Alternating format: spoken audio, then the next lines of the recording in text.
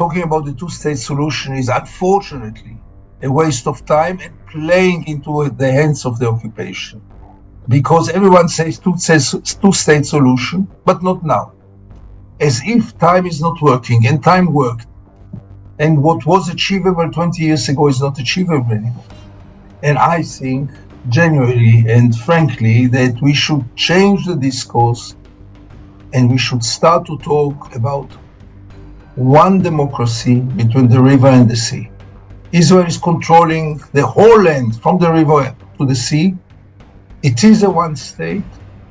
All the people between the river and the sea are in different times, in different ways, under the rule of Israel. We just have to change the regime. We have to turn it into a democracy, which means one person, one vote, which means above all equality. It's the end of the Jewish state. It's the end of the dreams about the Palestinian state, but it's the only open vision. All the other visions are fantasies. A naked man has little to no influence on society. In clothes like this, you step out and you know that you're going to turn heads. You know that you're going to create an impression of a person who cares deeply about the way they look and has a finer eye for detail. And, that seems to be the Bombay Shirt Company way. What I really love about these clothes, and I really mean this, is this looks like a man has walked into the room. I like that. It's nice. Hi, I'm Karan Thapar. Over the last few years, I hope you've been watching my program, The Interview on The Wire.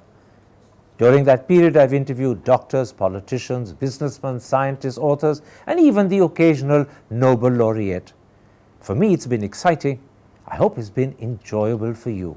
But these, as you know, are tough times, and if this program is going to remain bold, independent, and sometimes even defiant, then I think we need your support.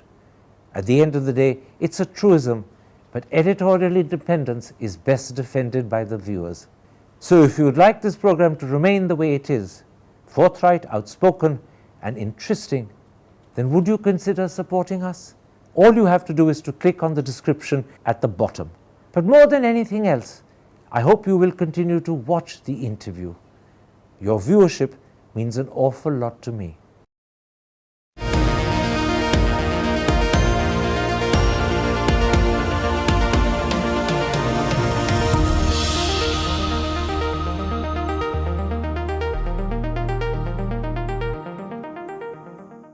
Hello and welcome to a special interview for The Wire. Today, October the 7th, is the second anniversary of Hamas's barbaric attack on Israel, which was swiftly followed by Israel's massive war on Gaza. Today, we look back on both developments and ask, what impact have they had on Israel and the way Israel is viewed by the world? We also look at President Trump's peace proposals. Can they make for a lasting peace, or is that unlikely? My guest is someone who's often called the conscience of Israel, the internationally acclaimed award-winning journalist and columnist of Haaretz newspaper, Gideon Levy. Mr. Levy, today, October the 7th, is the second anniversary of Hamas's barbaric attack on Israel, killing 1,200 people and taking a further 251 hostage. It was swiftly followed by Israel's war on Gaza, which has so far killed over 67,000 people, injured nearly 170,000, devastated the Gaza Strip, and created famine in many parts of Gaza. So let me start by asking, 2 years later, how do you look back on both developments? First of all, let me thank you for having me again. I'm always happy to be with you, Karan. Now to your question. It's too early to judge because we are still in the eye of the storm, but it's very clear that those 2 years changed Israel, changed Gaza in an irreversible way. Maybe both are changed in an irreversible way. Israeli society is not the same that it was. Gaza is an unlivable place. And the question is, how do we get out of it? And I guess we will discuss it. But tell me a little bit about the way Israeli society has changed. Has it become more brutal, more insensitive, or has it withdrawn into itself? Both. Because it had withdrawn into itself, it became more brutal and more barbaric and less human and less empathetic to the suffer of anyone, and more hating and more isolated also by itself. The whole world is anti-Semitic. We are lonely. The victimization, the famous victimization of Israel. We are lonely. The world hates us. The Palestinians want to exterminate us. And therefore, we can do whatever we want. In one of the columns that you wrote for your paper, Haaretz, you were deeply critical but also extremely anguished by the fact that Israelis show no empathy for what's happened to Gaza. Why is it that they've hardened their hearts against what's happened in Gaza? Because the rest of the world is quite shaken and shattered by what's happened. So first of all, the Israelis have a long tradition of hardening their heart toward the Palestinians. Ever since the establishment of the State of Israel, there was always a process of dehumanizing them and demonizing them. The 7th of October intensed all this, made it much stronger and deeper and more legitimate. Most of the Israelis after the 7th of October are totally convinced that after those atrocities, Israel can do whatever it wants. And after those atrocities, the Palestinians, all the Palestinians, because in the eye of most Israelis, there are no innocent Palestinians, and therefore it is illegitimate to take care of them, to have empathy to them, to be human toward them. And those are damages for Israeli morality and Israel's moral profile, that we will carry for many years. So the majority of Israelis have no qualms about what's happened to Gaza, no sense of conscience or shock or guilt. They believe that this was vengeance, it was deserved, and it was due. Absolutely. And above all, they don't know and don't want to know what's going on in Gaza, and they don't believe all the descriptions of famine, of starvation, of destruction, of war crimes, of genocide. They don't believe it, they deny it. The Israeli media helps them not to see it and not to know it. And they are all focused only on the hostages and the Israeli soldiers, as if there are no other human beings in the Gaza Strip.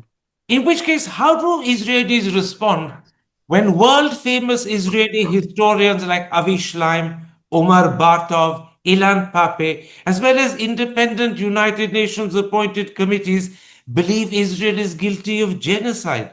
How do Israelis respond when they hear that their country is being accused of genocide? Many people believe Israel is now carrying out its own Holocaust. How do they respond to that? In a very simple way, it's the anti-Semitism. The self-hating Jews and the anti-Semites, they blame us for nothing. I think that there is a vast majority of Israelis that deeply believe so, and they don't, it doesn't scratch them even. It's your fault, not ours. Now, in large parts of the West, not only are there massive demonstrations against Israel and in support of the Palestinian cause, but increasingly there are many people in the West who now refer to Israel as a pariah state. As a proud Israeli yourself, how do you respond to this image of Israel that seems to be developing in the West? First of all, I truly believe that Israel deserves it. Not only deserves it, it's the only way to change Israel's policy. I claim so for many years that Israeli policy will not change by itself. It must come from the international community, like it was in South Africa. Same. And here we see the beginning, and this is just the beginning, because there are not really yet major sanctions over Israel. And as long as the Americans are supporting Israel so massively and so blindly, it will take some more time. But that's the only hope for me. If I hear you correctly, you believe Israel ought to be treated like a pariah state? If I heard you correctly, you believe there should be sanctions to change and encourage Israel to change? If you agree with me that Israel is committing crimes of war, if you agree with me that Israel is committing a genocide, and I'm convinced about it, so there must be some kind of accountability, doesn't it? And there must be some measures to stop it. And what measures can bring the end of it, if not an intervention of the international community? That's the only way to stop it. The exact reverse seems to have happened to the Palestinian cause. In contrast with the way the Palestinian cause was viewed in the 70s and 80s, when Palestinian terror was at the top of everyone's mind. You remember Munich. Today, hundreds of thousands march in support of the Palestinian cause in London, Paris, Amsterdam, even in America. As an Israeli, how do you view this U-turn? I've been in the recent weeks in some European capitals, and I was witnessing those marches. Part of them, minority, I would say, are really hating Israel and are, I guess, anti-Semites who use this moment to increase their hatred. But most of them are people of conscience who cannot remain indifferent when you see this mass killing. 1,000 babies and 20,000 children being killed is something that no human being or no person of conscience can remain indifferent. And therefore they are marching, and therefore they are protesting. And they are protesting against those who commit it. And those who commit it are my fellow Israelis. Do you believe that Israel will change as a result of this experience? Or will it put up the blinds and hunker down and continue exactly as it is? As I said in the beginning, we are in the eye of the storm. Israelis feel a very heavy cloud over their heads. I don't want to underestimate it. And the question, where will he take it? Where will he take it there with them? It depends much who will be the next leadership of Israel.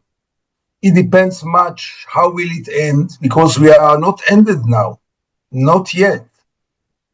So there is a chance that it will really restart Israel's policy toward the Palestinian. It might also continue as it is.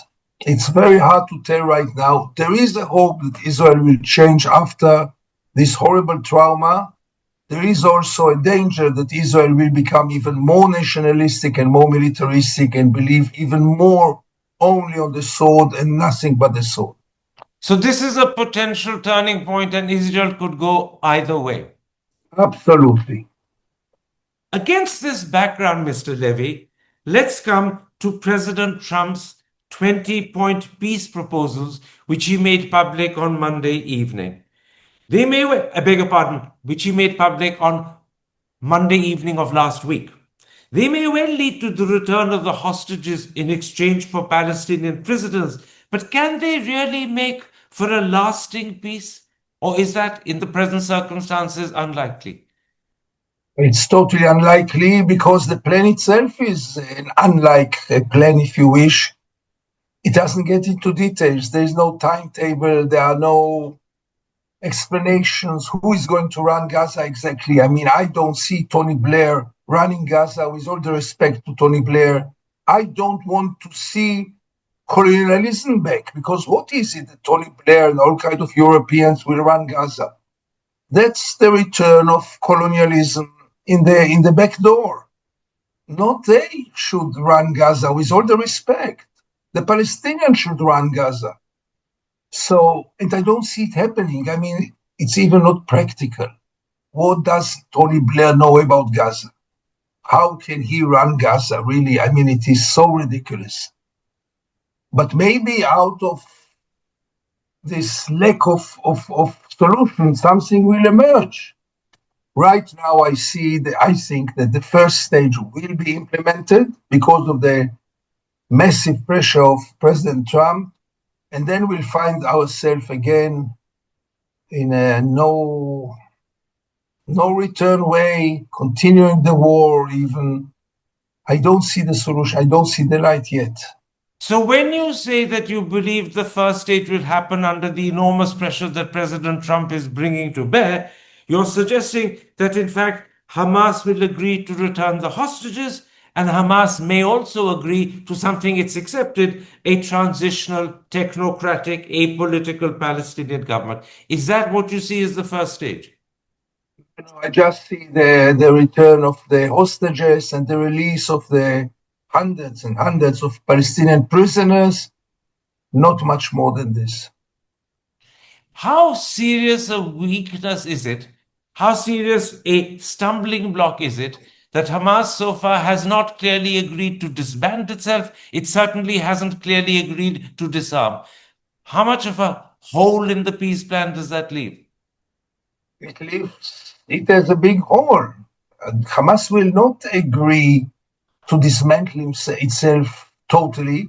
And above all, there is no serious solution who will replace Hamas. Israel is obviously objecting Hamas, is objecting also the Palestinian Authority. So who is going to take over? Hamas's reluctance, or maybe even you could say refusal to disband and disarm itself, is one problem. The other is that whilst Israel has agreed not to occupy and annex Gaza, its withdrawal from Gaza will be gradual. The withdrawal line suggests that even in the initial stages, Israel will be in control of over 50% of the strip, and ultimately it will still control a security perimeter which is said to be 15% of the strip. And more importantly, there is no guarantee that Israel might not resume the war after the hostages are back. How much of a hole is all of that?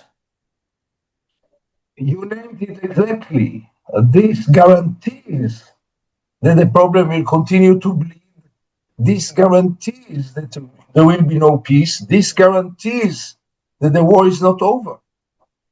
So in other words, this so-called peace plan, which is just 20 points rather than a coherent, well-thought-out plan, flatters but deceives. Absolutely, except on the first stage. And we don't know what dynamics will be after the first stage. But when Israel does the withdrawal from the Gaza Strip, the friction will continue. And then comes violence. And then comes the renewal of the war. As long as Israeli troops are on the soil of Gaza, you cannot also start rehabilitating Gaza. As long as Israel is on the ground in Gaza, I don't see any solution. This does not mean that if Israel withdraws, the solution is around the corner. No, because we are dealing with a major problem that neither you nor me created, and this is that Gaza is an unlivable place, and for many years so. Gaza will probably be an unlivable place for decades. Yeah. So what solution do you see here, and what peace do you see here? On the ruins of Gaza, on the graveyards of the tens of thousands of people who were slaughtered there? Gaza, of course, is technically the focus of this peace plan, even if it's inadequately covered and not properly thought through. But what about the West Bank, where over 700,000 Israelis occupy and have forcefully settled on Palestinian land? That's not mentioned here at all. Is that understandable because it's a different issue, or is that another weakness in the plan? No, it's not a weakness, because we have, first of all, to stop the war. That's the most urgent thing. The genocide must stop. And if this plan will stop the war, this will be by itself a major achievement, because the people of Gaza cannot take it anymore. And they deserve at least some kind of security and not peace, but, some kind of relaxation from those horrible 2 years. Same for Israelis. So if we end now the war, then we have to think. But Israel has no good intentions about the West Bank either. So you don't have a partner now for a real peace or real solution. The current Israel is not ready for anything except of what is being imposed by Donald Trump. And the question is, how far will he continue in his imposing Israel certain things? And unfortunately, knowing Trump, I'm very afraid that very soon he will lose interest.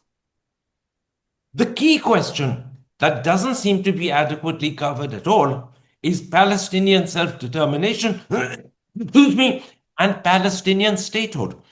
The peace proposals are very, very vague about this, and there's certainly no sense of timeline.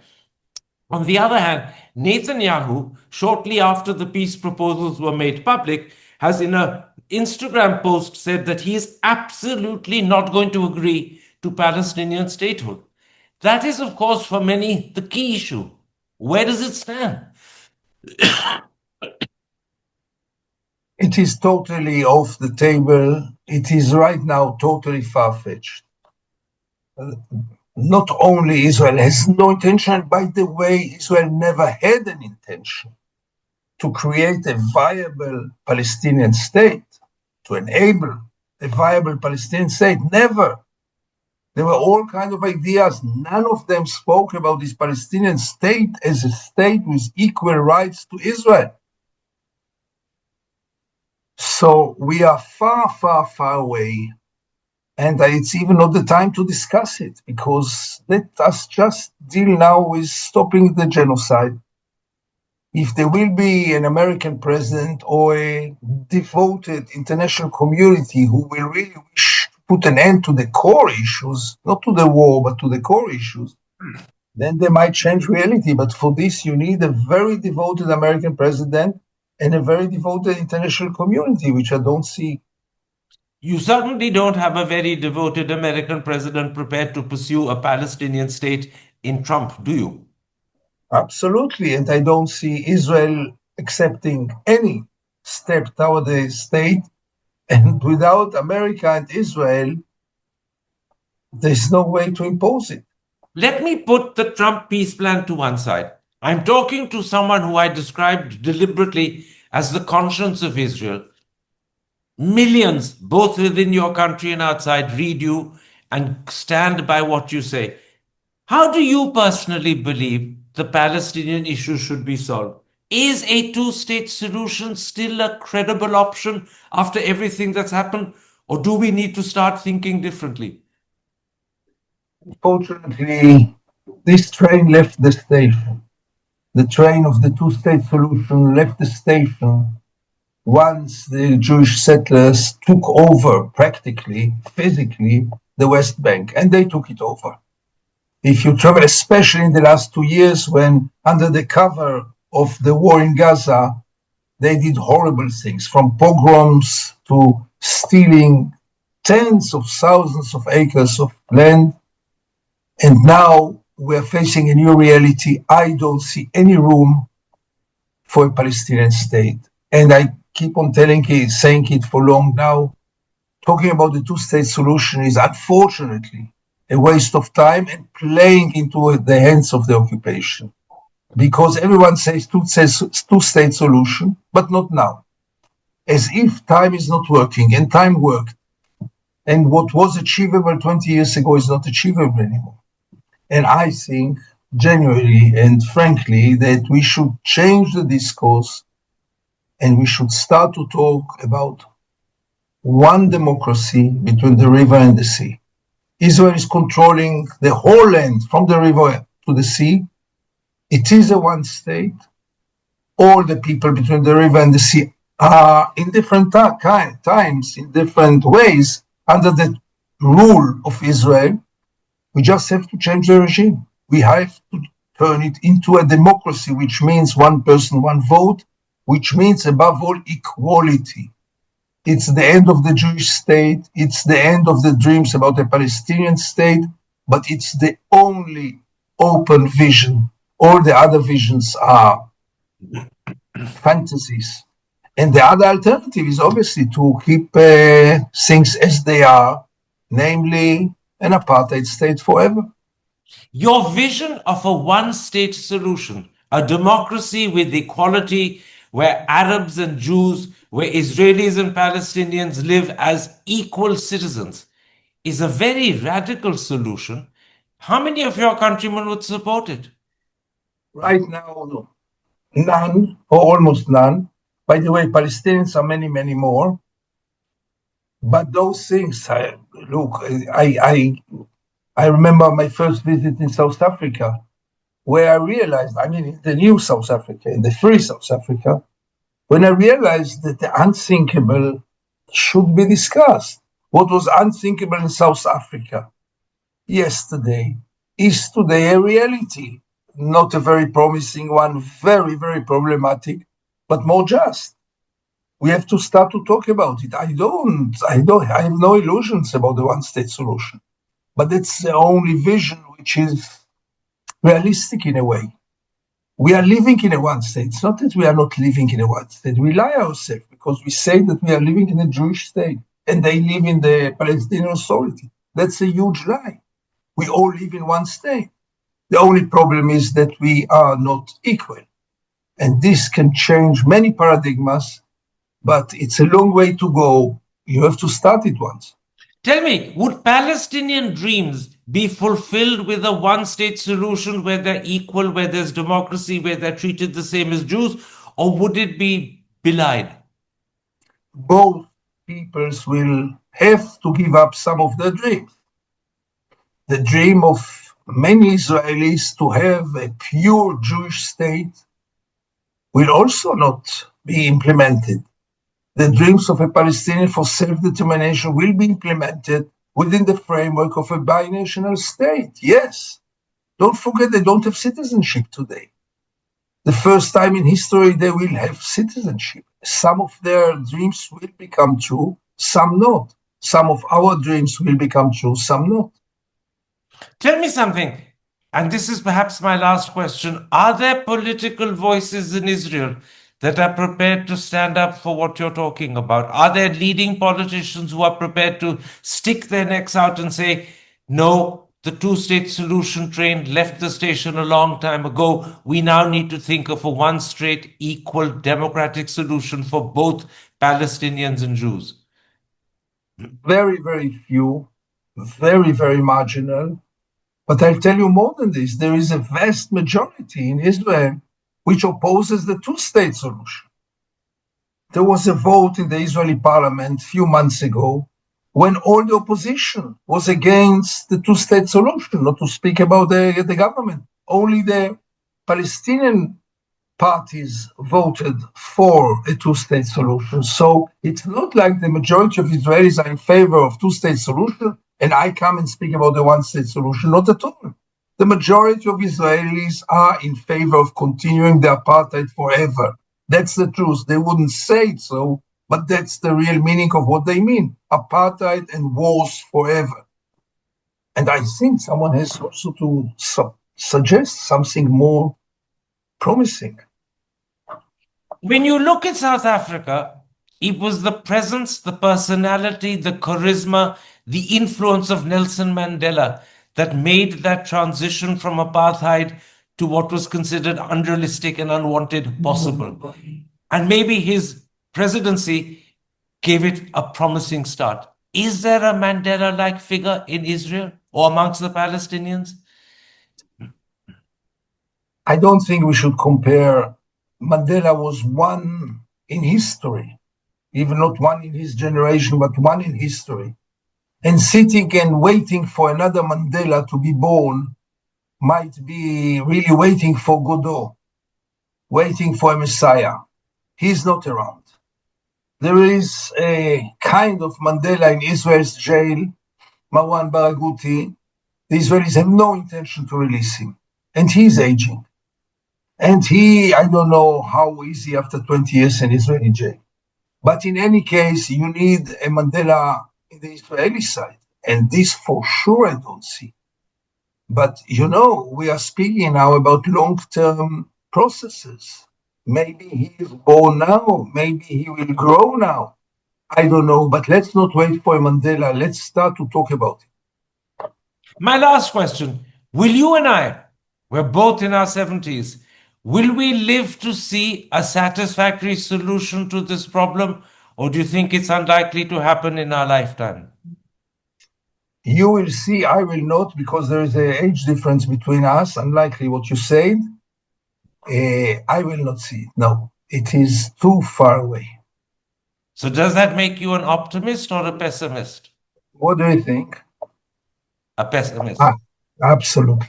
I'm very sorry for this, but I really think that I'm realistic. I mean, to speak now with optimism means to be disconnected from reality. Mr. Levy, I can't thank you enough for the interview you've given me, and in particular for opening that window to the vision of a democratic, equal, just state where Jews and Palestinians, where Arabs and Israelis live together as equal citizens. That is a vision that I think we can all honorably uphold. It is clearly the right vision for the future. Let's hope one day it happens. Thank you very much indeed. Thank you so much for having me again. Thank you. It was really interesting and challenging. Thank you very much indeed. Hi, I'm Karan Thapar. Over the last few years, I hope you've been watching my program, The Interview on the Wire. During that period, I've interviewed doctors, politicians, businessmen, scientists, authors, and even the occasional Nobel laureate. For me, it's been exciting. I hope it's been enjoyable for you. But these, as you know, are tough times, and if this program is going to remain bold, independent, and sometimes even defiant, then I think we need your support. At the end of the day, it's a truism, but editorial independence is best defended by the viewers. So if you would like this program to remain the way it is, forthright, outspoken, and interesting, then would you consider supporting us? All you have to do is to click on the description at the bottom. But more than anything else, I hope you will continue to watch the interview. Your viewership means an awful lot to me.